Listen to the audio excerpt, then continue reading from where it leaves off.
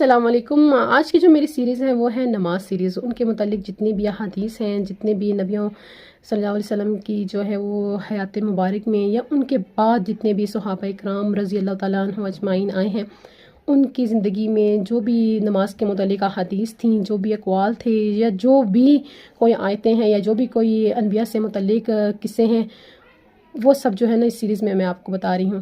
تو آج جو ہے وہ بھی اسی طرح کا ایک ٹاپک ہے کہ صحابہ کرام رضی اللہ تعالیٰ عنہ جب نماز کی آواز ان کو سنتے تھے نا، تو اس وقت جو بازار میں جو لوگ ہوتے تھے، جو اپنے تجارت میں، جو اپنے کاروبار میں، جو اپنی وہی بات ہے کام وغیرہ کرتے تھے، تو وہ سب اپنی دکانیں بند کرتے تھے اور مسجد کی طرف دوڑتے تھے۔ ابن عباس رضی اللہ تعالیٰ عنہ فرماتے ہیں کہ وہ لوگ اپنی تجارت یعنی اپنے اپنے کاروبار میں مشغول ہوتے تھے، جب اذان کی آواز سنتے تو سب کچھ چھوڑ چھاڑ کے مسجد کی طرف روانہ ہو جاتے۔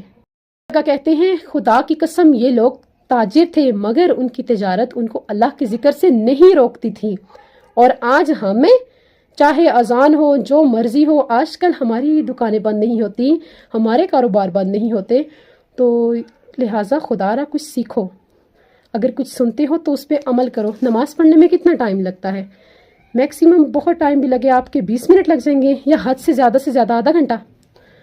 تو اللہ تعالیٰ کا ذکر کرو، نماز پڑھو، تو انشاءاللہ دیکھنا آپ کے کاروبار میں برکت ہوگی۔ جزاک اللہ خیر۔